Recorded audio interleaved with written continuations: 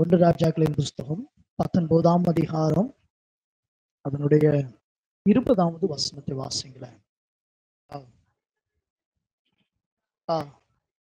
அதற்கு அவன், போய் திரும்பி வா, நான் உனக்கு செய்ததை என்ன செய், நினைத்துக்கொள் என்றார். நாம் தியானிக்க போகிற காரியமும் அதுதான். தேவன் நமக்கு செய்ததை இந்த நாட்களில் நாம் என்ன செய்யணுங்க, நினைத்து கொள்ள வேண்டியது அவசியமாயிருக்கு. அதான் எலியா சொல்கிறான், நான் உனக்கு செய்ததை என்ன செய், நீ நினைத்துக்கொள். என்ன செய்தார் அப்படின்னா, எலியா எலிசா இருக்கிற இடத்திற்கு போய் தன் சால்வையை போட்டு என்ன செய்கிறாருங்க, அழைத்தார். இன்னைக்கு நம்முடைய வாழ்க்கையில அப்படிதாங்க. எங்கேயோ இருந்த நம்மளை தேவனுடைய மகா கிருபையினாலும் அன்பினாலும் கல்வாரி சிநேகத்தினாலும் நம்மளை தேவன் தேடி வந்து ரட்சித்ததை ஒரு நாளுமே நாம் என்ன செய்யக்கூடாதுங்க, மறந்து போகவே கூடாது. வேதம் அதான் சொல்கிறது, நான் உனக்கு செய்ததை என்ன செய், நினைத்துக்கொள். இன்னைக்கு தெய்வ மக்களாகிய நாம் அநேக சூழ்நிலையில தேவன் செய்ததை நாம் என்ன செய்கிறோங்க, மறந்து போகிறவர்களாக இருக்கிறோம். ஆனா வசனம் என்ன சொல்லுதுன்னா, நான் செய்ததை நீ நினைத்துக்கொள். வேதத்துல ஆண்டவர் செய்த காரியங்கள் நிறைய இருக்கு. நாம் சில காரியங்களை நாம் தியானிக்க போகிறோம். யோவான்ல வாசிக்கும் போது 15ஆம் அதிகாரத்துல ஆண்டவர் சொல்கிறார். 16ஆம் வசனத்தை நீங்க வாசிச்சு பாப்பீங்கன்னா, வாசிங்களேன். 15, 16 யோவான். பாருங்க, நீங்கள் என்னை தெரிந்து கொள்ளவில்லை, நான் உங்களை என்ன செய்கிறேன், தெரிந்து கொண்டேன். போது பாருங்க, வேதம் சொல்கிறது, நீங்கள் என்ன செய்யல, தெரிந்து கொள்ளவில்லை, நான் உங்களை என்ன செய்தேன், தெரிந்து கொண்டேன். அப்போ நம்மளை தெரிந்து கொண்டவர் யாருன்னா கர்த்தர். நம்மளை அழைத்தது கர்த்தர், நம்மளை தெரிந்து கொண்டது கர்த்தர். அதை ஒரு நாளும் ஒருபோதும் என்ன செய்யக்கூடாதுங்க, மறந்து போகவே கூடாது. ஆண்டவர் செய்ததை ஒவ்வொரு நாளும் என்ன செய்யணுங்க, நினைச்சு பார்க்கணும். தாவீது சொல்கிறார், கர்த்தர் செய்த நன்மைகளுக்காக நான் எண்ணத்தை செலுத்துவேன், ரட்சிப்பின் பாத்திரத்தை எடுத்துக்கொண்டு கர்த்தருடைய நாமத்தை நான் என்ன செய்வேன், தொழுது கொள்வேன் என்று சொன்னது போல ஒவ்வொரு நாளும் ஒவ்வொரு வேளையும் தேவன் நமக்கு செய்தவைகளை மறந்தே என்ன செய்யக்கூடாதுங்க, போகக்கூடாது, மறக்கவே கூடாது, நினைத்தரணும். நிச்சயம் நாம் நினைச்சு பார்க்கணும். இன்னைக்கு அநேக தெய்வ மக்கள் மறக்கிறாங்க. எத்தனையோ நன்மைகளை பெற்ற தெய்வ மக்கள் இன்னைக்கு ஏன் யோசித்து பாருங்க. இந்த சபையிலிருந்து எவ்வளவு பேர் நன்மையை பெற்றிருப்பாங்க, எவ்வளவு பேருக்காய் நாம் ஜெபித்து இருக்கிறோம், எவ்வளவோ கர்த்தர் அற்புதங்களை செய்திருக்கிறார், ஜெபத்தை கேட்டு இருக்கிறார். ஆனா தேவன் செய்ததை அவர்கள் என்ன செஞ்சுட்டாங்க, மறந்துட்டாங்க. அந்த மறக்கல அப்படின்னா இன்னைக்கு எங்க இருப்பாங்க, தேவ சமூகத்துல இருப்பாங்க. ஏராளம் நன்மை தாராளமாய் கர்த்தர் செய்கிறார். இன்றைக்கு அப்படி வல்லமை என்ன செய்யலங்க, குறைஞ்சு போகல, கர்த்தர் செய்து கொண்டே இருக்கிறார். ஆனா தேவ ஜனங்கள் இன்னைக்கு என்ன செய்யறாங்க, அதெல்லாம் நினைக்கல. அதான் ஆண்டவர் சொல்றார், நீங்கள் என்ன தெரிந்து கொள்ளவில்லை, நான் உங்களை என்ன செய்தேன், தெரிந்து கொண்டேன். எப்படின்னு பார்க்கும்போது சங்கீதத்தில் ஆண்டவர் சொல்கிறார், 40ஆம் சங்கீதம் 2ஆம் வசனத்தை வாசிச்சு பாருங்க. சங்கீதம் 40:2 பாருங்க, பயங்கரமான குழியிலும் உளையான சேற்றிலும் இருந்து என்னை தூக்கி எடுத்து என் கால்களை கண்மலையின் மேல் நிறுத்தி என் அடிகளை என்ன செய்தாரு.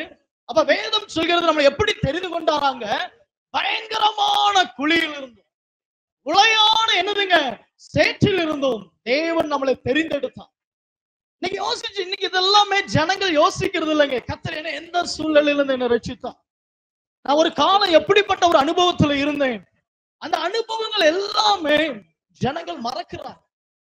இஸ்ரவேல் ஜனங்களை கர்த்தர் எகிப்திலிருந்து கொண்டு வந்ததை அவர்கள் என்ன செஞ்சுட்டாங்க, மறந்துட்டாங்க. எவ்வளவோ கர்த்தர் கிருபையாய் அவர்களை தேவன் கொண்டு வந்தார். அற்புதங்களையும் அடையாளங்களையும் ஆச்சரியமான காரியங்களையும் செய்து பரலோகத்தின் தேவனாய் கர்த்தர் என்ன செய்தாருங்க, அவர்களை வெளியே கொண்டு வந்த. பயங்கரமான அடிமைத்தனம். வேதத்துல வாசிக்கிற 400 வருஷம் என்ன செஞ்சாங்களாங்க, அடிமைகளா இருந்தாங்க, படாத பாடுகள். ஆனா தேவன் அவர்களுடைய கூக்குரலை கேட்டு ஆபிரகாமோடு ஈசாக்கோடு யாக்கோபோடு பண்ணின என்ன செஞ்சாருங்க, உடன்படிக்கை கர்த்தர் நினைவு கூர்ந்து கர்த்தர் அவர்கள் என்ன செஞ்சாருங்க, பயங்கரமான கரத்தினால் அவர்களை என்ன செய்கிறாரு, வெளியே கொண்டு வந்தார். இன்னைக்கு நம்முடைய வாழ்க்கையிலும் கர்த்தர் அப்படிதான் நடத்தினாருங்க. நன்றாய் புரிந்து கொள்ளும்.